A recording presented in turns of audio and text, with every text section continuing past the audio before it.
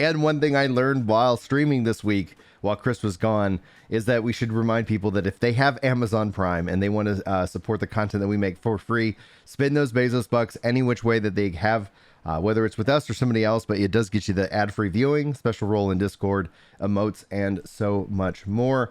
I found out that by telling people about their free perks, we ended up getting a lot of Prime subs. So thank you guys so much for that support last week. But we're going to open up today's show. We're going to be focusing in on the New World Dev Update first and foremost. They had the big September update, the 1 year celebration on the 28th. I covered this live, and there was a lot of mixed opinions about essentially the dev update. And this is where I think I'm really excited to see that Chris, is kind of doesn't know where I'm going to go with this. And I'm really thinking that he's actually going to have a lot of really good insight, because that is what Chris does. So first and foremost, the biggest feeling that came out of it was, did leaks ruin the dev update, the 1 year celebration? Because most of the things that they kind of announced as a kind of a highlight, they're bringing in a raid or raids, they're bringing in loadouts. We know mounts are on the way. We like all of these things that people have been wanting and clamoring for. Well, we kind of had that already. We kind of found that out from PTR. We kind of knew that. So the conclusion we ended up coming to for the most part was that if you had not been following New World at all, and you're just kind of like, yeah, I bought that game last year, it had some problems, so I stepped away. What's all going with it? This was the perfect dev update for you. Like, it literally was like, hey, all the things that you've been, that we hear, this is what it is. And then for everybody else that has like been like, oh man, what are they going to announce? This is the 1 year. Like myself was like, and they told us that they'll wait till October when they'll go over the roadmap with us. Like, there was no big moment. There was nothing like, yes, this is exactly what I wanted to see. And so the conversation shifted to the concept of data leaks and data mining and expectations being misaligned. And Chris and I, we know that all too well. We've seen a lot of that actually happen in Final Fantasy 14 quite a bit. But Chris, does anything I just said like spark any kind of like just like... No, it's why, like, as soon as I know I want to see a movie, I stop watching trailers. It's why as soon as I am ready to pre-order a game, like, I want to research a game until I hit the pre-order button. And after I hit the pre-order button, I really prefer to hear pretty much nothing about it until the first time I can log in. And that's to save some element of mystique, but like, that's hard. Like, the internet is like, but I have things for you, and you're like, ooh, and so you want to click on them. I get that, but the leak is never as good as if you got to discover it in a live gameplay. It's never as good. Yeah. So you're getting a lesser version, and you're denying yourself that magical moment. That in 14, you and I cover 14 so much that we rarely get it. In 14, it's usually something like it's a UI update, something that doesn't get mentioned in the patch notes. And we're like, you know what I wish? I wish I could just like drag this button from here to, I can drag it. And like, that's our big moments. But for people that don't watch every single live letter and don't read community discussion posts, that's happening all the time. They're like, there are people who are like, we got a dungeon this patch. And that's mind blowing. Because they're not sitting there keeping track of like, oh, we get a dungeon every patch and it's always 3 bosses. Like, and there's something about that. Like, I think we tend to go to the experts for the information, which makes sense, right? They know the most. But the experts lose some of that passion sometimes, because the people who have taken the time to get to know a game really, really well, and have read every dev update and every data mined everything and every discussion, sometimes they lose that kind of sense of wonder that the newer players can have, which I think the 14 community ends up with, like, as an existing community, ends up being one that really highlights both. You see content. We love content creators who are brand new to the game. And then we have these like core people who have been around since like 1.0. And those are typically like kind of the two groups. It's interesting because no matter what, that the group of newbies tends to become obviously the group of veterans. And eventually. Right. You and it's replace like, them. Right. They have to be replaced because we got to have that dopamine hit, because once you shift into the veteran category, you're like, yep. Different ball game. Which, I mean, some people make that transition and become experts themselves, right? We've seen Quasi making that jump in the 14 community from coming in and saying like, I love all of these things in ARR. Oh my gosh, like hunting logs are so great. And we're like, oh, those are going to go away. Yeah. People are like, no, don't ruin his fun. And he's having all this fun. And then he shifted into becoming this really like deep seated, knowledgeable information on this veteran side of things. But that means for anybody that wants to see that wonder again, they've had to say, okay, well, now my expert is Quasi. Now I have to go and find some that new wonder. person. But New World's in a weird spot because you can only be so expert. And so like you're still seeing the sense of wonder even from the veterans because they don't have 10 years of experience or like, yeah, I've heard all this song and dance before. But that also means that like it's really easy to accidentally get into a group where you're like, oh, I have all these expectations. And there's nobody to tell you like, okay, guys, temper down. Like as much as it's not fun to be told, let's talk about what's realistic. That does keep us from getting our feelings hurt. And New World, there's nobody to do that. We're all like, I don't know, it could be anything. This is their first anniversary. And then it turns out like, no, it's just like every other game. Like a reasonable amount of progress in a reasonable amount of time is a good thing. Yeah, one of the things that I kind of like commented on is that we're starting to see some patterns develop. And one of the things the devs specifically said they want to stop. They kind of said they want to stop and continue, like in terms of like different things. And one of the things they want to stop is they want to stop taking 2 steps forward, 1 step back. It's like we've seen that happen no matter what. Like, hey, this great stuff, and we gotta pause on this. And so like I think they're really kind of identifying this. And one of the things that in terms of their content and their release schedule, like it does feel like they're starting to get that more mature thing. And we've seen that all year. Like this is just like the evolution of that. And the fact that they still recognize that there's work that can be done to do that. And I think really what it strikes down to when I was watching and listening to them talk about it is like they've been doing a big update like once every 2 months. Like it's like that's pretty quick to turn around. I'm perfectly fine if they decided and said, hey, once every 3 months. And then if there's anything that we need to adjust and in the interim, you make those little minor adjustments. But Final Fantasy XIV literally, I think, set up a roadmap in which it's like, yeah, once every 3 months feels really good. Like it feels like you have something to be excited for, that it gives them hopefully plenty of time to really test it out and deliver on that. So that's what I'm kind of rooting for is like, yeah, just have a big update here. And then maybe, I don't know, maybe a half patch, like a 0.5. And then you do another big update, you know, and then maybe like it's for me, I guess, having covered 14 for so long, it just kind of feels like, hey, here's a roadmap. Here's a blueprint on like general like MMO content. Now there's another blueprint out there called WoW. I would avoid their plan of maybe you get an update, maybe you don't. Like we don't know. I mean, I will say their expansions are incredible as a result, right? So like nobody beats a WoW expansion on launch. It's the servers run smooth. It's an incredible amount of content because they don't save anything. They don't hold anything back for the patches. Yeah. That's why their first patch always feels lackluster. People are like, I was expecting more. That's because they gave you everything they had. They just dumped it all on the table. And so like WoW on launch is way bigger than 14 on launch. But 0.1 to 0.1, that's where like, how long was it until 0.1? Yeah. How much was really in 0.1? It drops off massively in that gap between those. So I do think like you could keep up if I think Destiny's like a good hybrid between those two, where it is really expansion forward. It is really like this, like it's very front loaded. But you still know there's going to be continued support.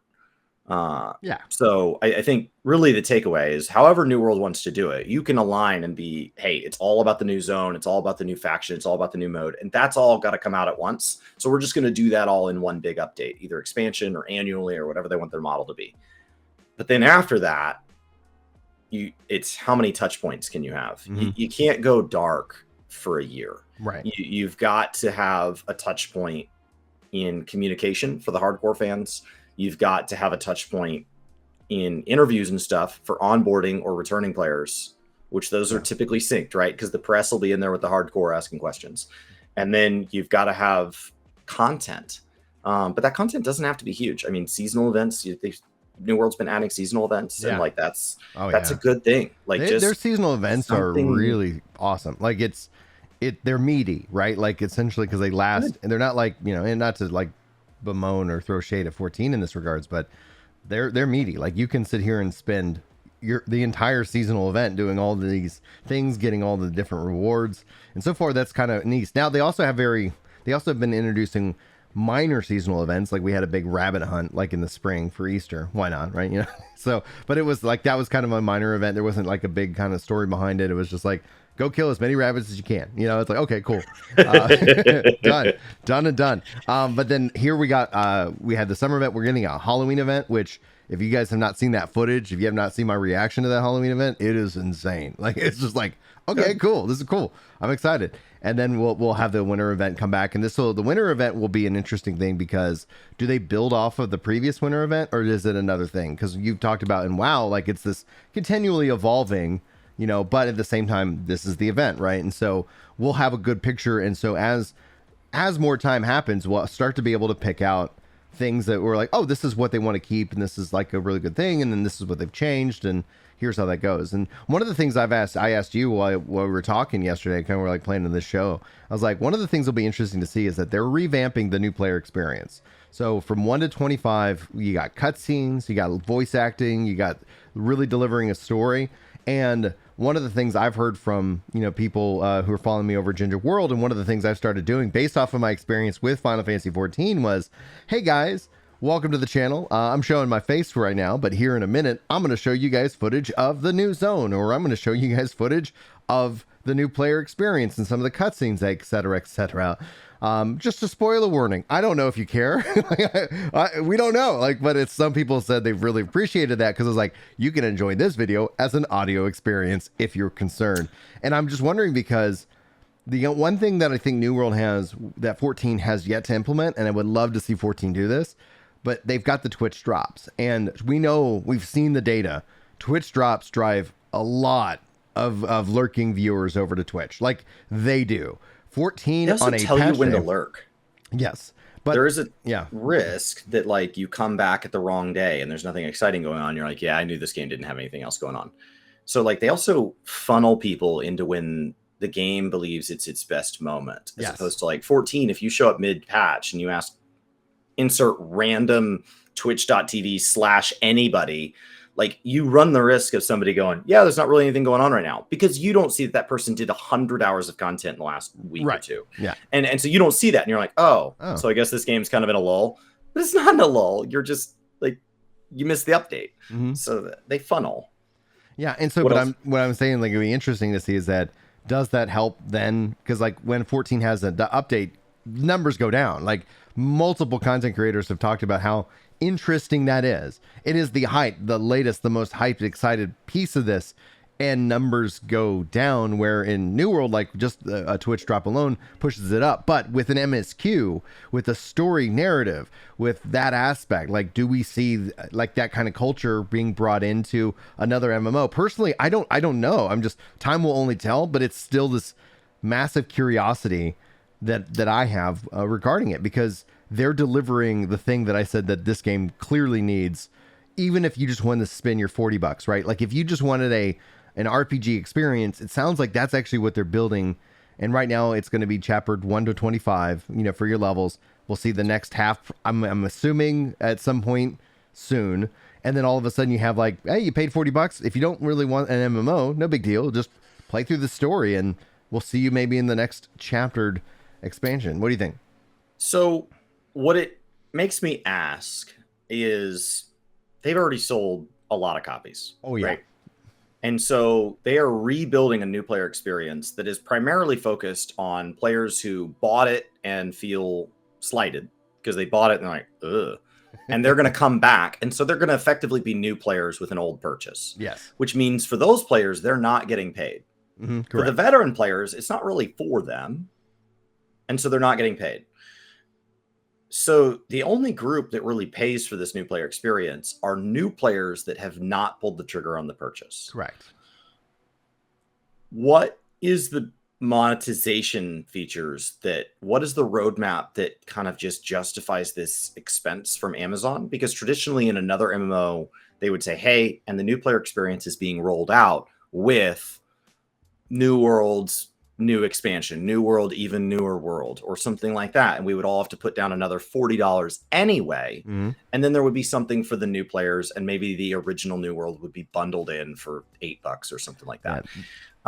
That's what we were kind of feeling we would see an announcement for at the 1 year. And it has to get paid for, right? Those voice actors, you're saying it's incredible voice actors. They were probably compensated. It's of course, like it's getting paid for out of Amazon, especially AGS's key principle, which I don't hear a lot of content creators talk about, but AGS is a part of their core principles is what's called an obsession with customer satisfaction, right? And so being that you had dissatisfied customers, this is them saying, hey, we missed the ball on X, Y, and Z. We're going to go make it right. But in terms of getting paid for, I think that builds up that goodwill, being that we know that they're already working on other MMOs and other games, that it's that's one of the things I was like, I can't discount this game, because if they shutter this, right, then anything else they come out with, especially as a service, game as a service, like it's an absolute no. You have already proven to me that you are unwilling to do the hard work and figure it out. No, this isn't their first game. But it's like regardless of that, like they've shuttered games before they were they're like, this isn't coming together. Let's, people are like, oh, but that's where it's like, also don't announce it until you're ready. Like gamers will be like, oh, that's, we'll talk about that in the Ashes of Creation section right now after this, because it's like, okay, there's risk here, right? Because gamers set up expectations and they feel like certain things are promises, when in reality, it's like, this isn't actually good. Like it's better for them to sit here and say, nope, this is not what we wanted it to be. So I think essentially whether they do the paid expansion model or the No Man's Sky model, that's what all of us are itching to understand. And so they said in October, like for October, we're going to get a new roadmap for New World. I think I think they probably wanted to deliver that on the 1 year anniversary. Let's talk about the next year. But I hope that if they go the No Man's Sky model, let's say they don't go the paid expansion model, but the No Man's Sky model, that we do see, even if they have to get ethereal with it, like, okay, here's year 2. Okay, here's the 4 seasons of year 2. Here's the content that we know we can deliver to you in year 2. But here's our thought for year 3. Here's some thoughts for year 4. And then after that, we're still kind of like putting it all together. Because they say they have a 10-year plan, but gamers they get frustrated at that term, right? Like, don't tell me you have a 10-year plan. Show me you have a 10-year plan. The only way to do that is with time, but they are doing the work now that sets up whatever their next game is. It sets up, especially if they publish Throne of Liberty. It sets up if they pick up Blue Protocol. It sets up like if they are all of a sudden just kind of collecting in these service-based games, and then all of a sudden it's like, oh yeah, like you definitely want to be a part of this because they have this whole ecosystem that's connected. Yeah. I think they're going about it the right way. It's easy for us with 14 to accept a 10-year plan coming off of 10 years. Mm-hmm.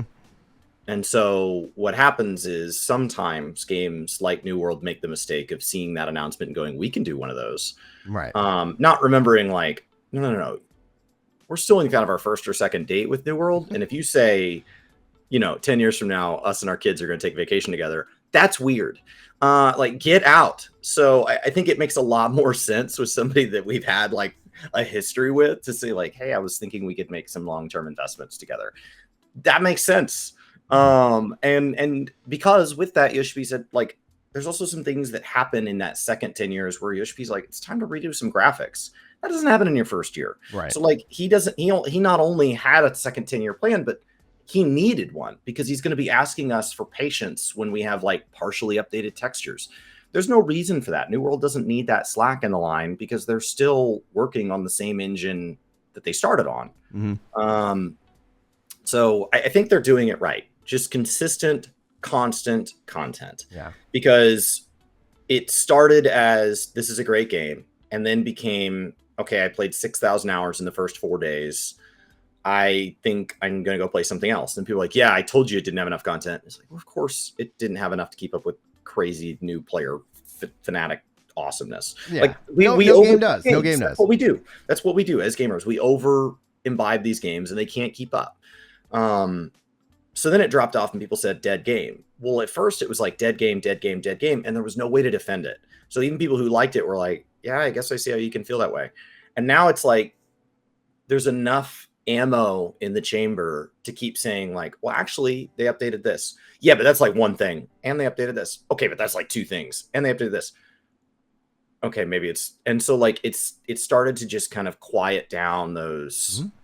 When I see in just random chats, isn't New World a dead game? I see people who go, I don't What? really play it anymore, but I think they have updates like every 2 months. And then that I just see that feed just kind of Yeah. dies down. Like it just puts that whole thing to bed. We talked about it recently just in terms of numbers, and they have consistently grown week over week, adding in servers. And essentially, the chant that I hear from a lot of people is new fresh start servers when. Fresh start servers when. And they have to, the one thing that the devs did miss is like they didn't give anybody something to sit here and say. And one of the things that, as a content creator, and now is who's considered an authority within the New World space, is that I need information because I cannot answer these questions, and these are the three questions that people have. They need to get that answer because what people want. And one guy gave me such grief. He's like, "Who takes vacation for a video game?" It's like a lot of people do, whether it ends up working out or not. That's their choice, right? Like some people take time off to go see a movie at when it launches. Like he's like, I don't. I was like, only I'm allow glad them that to take yeah. 1 or 2 days at a time. Yeah. And so depending on where you live, like my brother lives in Lubbock, Texas. He has to connect through Dallas. So like going anywhere is a huge ordeal because it's all this extra travel time. And so taking a vacation for something like a Warhammer tournament locally or a video game launch or a movie release is a more rewarding experience for him because actually going places is hard and expensive. Yeah. And so like I think a lot of people actually end up taking vacation off for things that, because it's basically a staycation with an event. So it's not that like, oh, I took vacation, I saved my vacation at my job and my entire life revolves around I've been sitting on my vacation waiting for a video game update. I've been looking for some time off work. There's an update in October. October's a good time to take a Friday. That sounds really great. That's at least in my life, people who take vacation for video games or Warhammer tournaments and stuff like that. It's not that like if you meet them, you're like, dude, I had the greatest cup of coffee this morning. Like, really? Can I tell you about Warhammer? Like, it's not like they're constantly talking about it. Yeah. It's that it's a good excuse to get some time off work and do something enjoyable. Yeah, I agreed. So one of the things that I'm looking forward to is having kind of these answers, and hopefully October is that month. Historically, when we look at the pattern with New World right now, is that their dev update before the patch goes live is usually focusing in on what we're actually about to see, just like we're going to see this Friday. Like, what are we about to see? We're not going to be looking too far out in the future. And then after the patch is out, then they usually start focusing in on the future itself, and so October should be pretty strong. But all in all, like it does lead into some interesting more discussions. And I saw Code talking about like any big news, and like we're talking about New World. And next up, we're actually going to be covering the latest in terms of Ashes of Creation. They showed off some combat, some awesome things going on there. Chris, you got any final thoughts before we wrap up this segment? No, I'm excited to see people talking about like actual gameplay and debating whether or not they like actual systems. So like Ashes of Creation has been something that like I've seen people taking really seriously, and so my response has tended to be to make light of it because people take it when somebody tells me a game like that hasn't come out is already better than games that have released multiple expansions, I just like, come on, guys. Like that just doesn't make any sense to me. Gosh, because, it's just like, you just kind of I want to think say it's welcome way to harder the to world. release Like, actual content. I didn't know they let like 3-year-olds online. Like, are you new to the internet? Like, is this your first rodeo? Like, God, I find it funny. And then when they tell me it's going to solve all these problems that like 70 million studios have not been able to solve, and they're like, they've already fixed it, but they haven't done anything yet.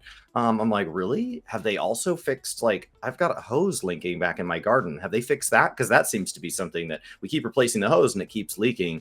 Maybe they could, like, if they're so magical. And so it's just turned into this, like, kind of meme here. Yeah.